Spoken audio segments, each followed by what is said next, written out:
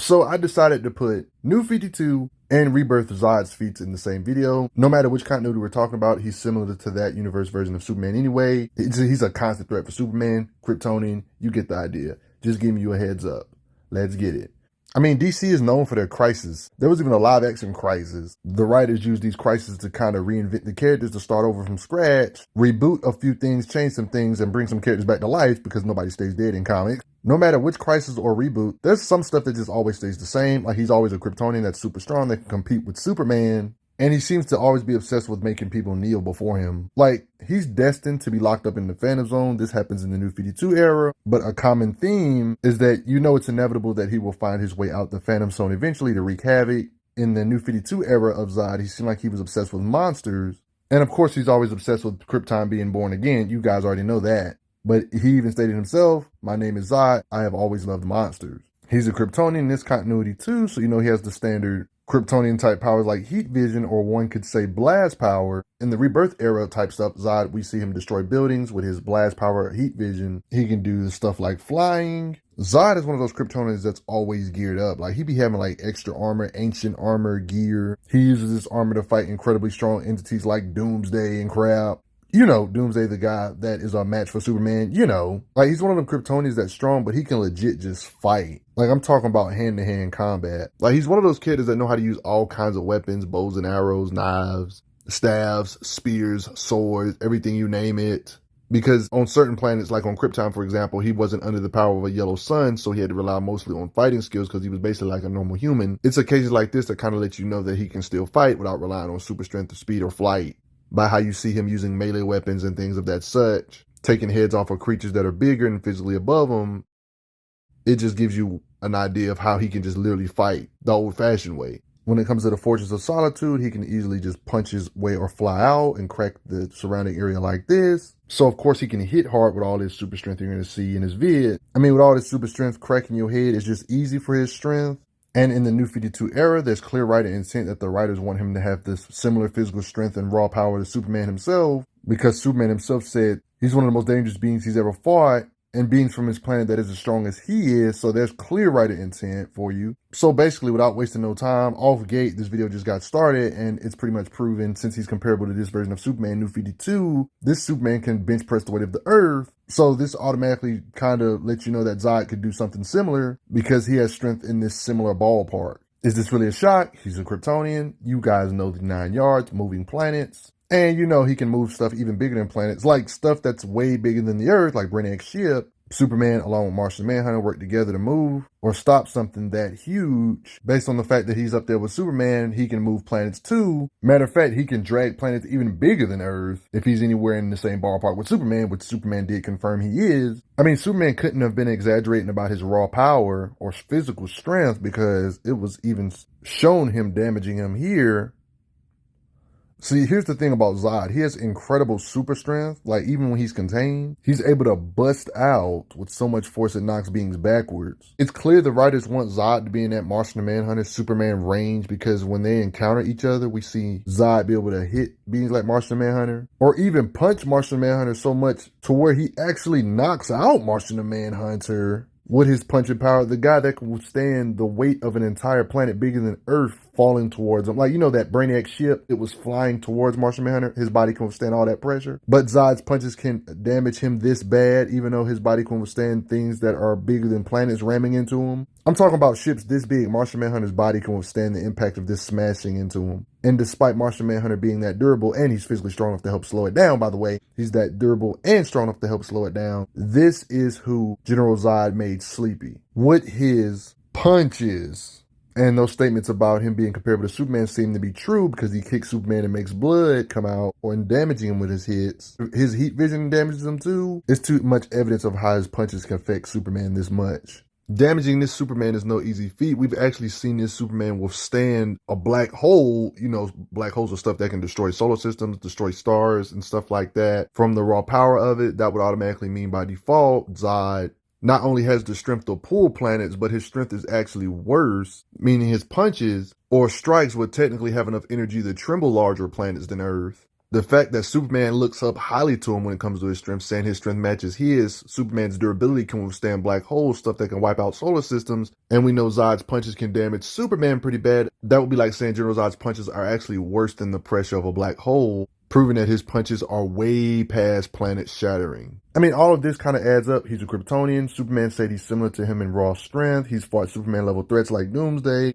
It all makes sense. He'd be fighting people that give Superman a run for the money. So it kind of makes sense with all the lore and everything backing it up for his punches to be way past large planet shattering, even more devastating than star shattering, for being honest. His punches feel worse than black holes. So it's no wonder his punches can crumble cities. Punching and striking stuff aside, other Kryptonians, we can see him overpower so she can like snap out of it already, like Feora, someone that's also a strong Kryptonian. Other Kryptonians that are ridiculously strong too, like Feora. His body can withstand as much as he can dish out or how much weight he can lift. All these impacts he can withstand and then counter her and make her come to her senses. Beings like Wonder Woman, who also are pretty high end, he can withstand kicks from too. I'm gonna be jumping back and forth between Rebirth and New 52, but yeah, Rebirth stuff, let's get it. You guys already know he's a menace. No matter how we're talking about Zod, he still wants you to kneel before him. It's classic Zod stuff. Like, that's his mission. He always wants Krypton to live again. That's like his dream, and that's what he's made for. That's like a constant theme no matter which continuity, really. Whether we're talking about pre-crisis, post-crisis, New 52, Rebirth, whatever. You probably didn't notice, but when it comes to other powers other than physical strength, he does have super breath,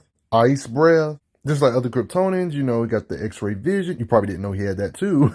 He just has all-around super senses. He's a skilled marksman. He's just a good fighter, even without necessarily counting his abilities. Let's do this again, shall we? How strong is he? Obviously, he's strong enough to lift trees over his head. He has the strength to squeeze certain helmets until they crack. Bonds that are made to hold him, he's strong enough to rip out. Kryptonian power armor that should not be easy to break, and he's breaking it. Raw strength to rip up the floor. Metahuman type characters that would give super soldier characters issues like Croc, he can easily toss aside. Then if we talk about magic users like Enchantress, you get tossed to the side, getting tossed into Killer Croc. His punches are so hard to where he can hit the ground and you feel the aftershock of his hit, even if you're not getting hit directly. And super soldier tears like Deadshot, I don't even know why y'all trying. Like, y'all just get out the way. Go to sleep, Killer Croc. And Metello, get the heck out of his face. Zod is too strong. You guys probably already knew this was coming. The best way to understand Zod's strength is compare him to other Superman-centric type characters. Cyborg Superman, for example, he punched his arm here. It's more stuff like this, like punching Eradicator. Even Superman himself, he can knock the slobber out of him with a punch. It's common Superman damaging type feats. I mean, it's the same with other Kryptonians. Like Supergirl, he can punch and damage. Even Superman type threats like Mongol, you see that he's on par with them and punches him into space with his super punches. When it comes to raw strength and punching power, Zod is up there with Superman. But just like Superman, he can be amped up by more suns. That's why when you see him clash on certain occasions with certain Green Lanterns, he just overpowers them pretty badly. Because they literally talked about it. About how he was setting up shop in a system that has 2 yellow suns, more power than he usually would have. Like, usually Green Lanterns can hang with Kryptonians pretty good, like Hal Jordan, for example, but when he's powered up like this, there's implications he can't do nothing. Like, you literally see him break out of his constructs thanks to the suns, giving him more power than usual. That's why. You can kind of get an idea of Zod's might when you compare him to Green Lanterns who have strong constructs. We've seen him crack their barriers like Guy Gardner's. Zod with his punching power can do that. Even top tier Green Lantern like Kyle Rayner, we've seen him punch and mess up. To show that, yeah, he can overpower Green Lanterns despite their strong constructs. Yeah, it's bad. And you know the beings that are a constant threat for Green Lanterns, these dark stars, like you literally see them fighting Green Lanterns, giving them issues. And we see Zod literally taking on multiple of them. It's not just his punches you have to worry about. His blast power or heat vision can blast through Green Lantern constructs, like multiple here. His blast can break them apart from top tier Green Lanterns. These dark stars that be giving Lanterns issues, Zod just knocks a whole bunch of them off of him at the same time with his raw strength, striking them off of him too. Even when he's dogpiled like this, he just pushes all of them off of him with his striking power or strength in general.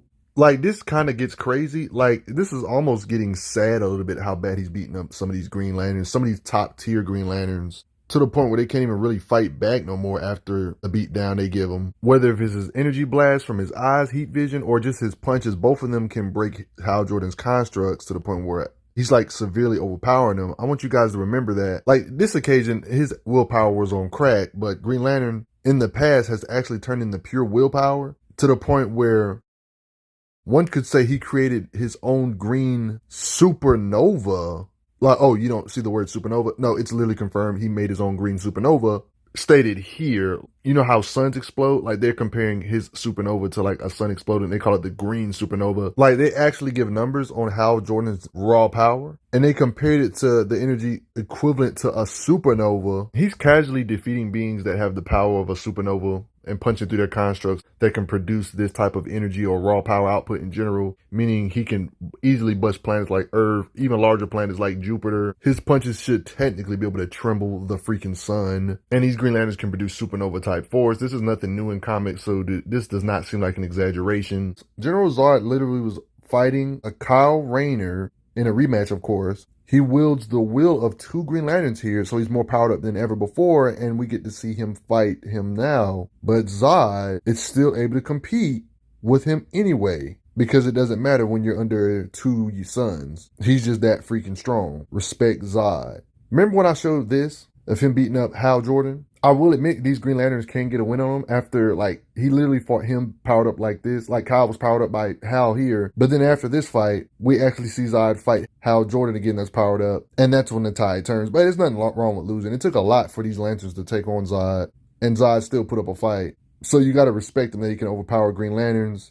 But if their power is amped up enough, they can get a win too. So that's respectable still. But you still gotta respect Zod. Like, here's the thing. You guys know how DC likes to reboot their universes and such. That's like a common theme, right? You guys know about that stuff, right? Okay, so when it comes to Superman, it's no really real way to say he got retconned, because one could say the post-crisis him and the New 52 histories got merged together, so one could say the feats that post-crisis did in the past should technically apply to him too.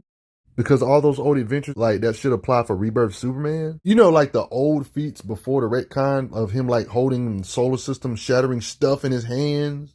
No, I'm not playing. It was literally going to blow away the solar system. Like, you remember the old feats? You know how back in the old days, you know, Kyle Rayner, Green Lantern, he can get his constructs broken by Superman back in the past. You know, there was this energy that was taken from the destruction of entire galaxies. Y'all remember that, right? And lanterns like Kyle Rayner can contain such energy with their Green Lantern constructs. Like, that's the type of energy they can contain. Like, it's literally stated here, I'll contain this.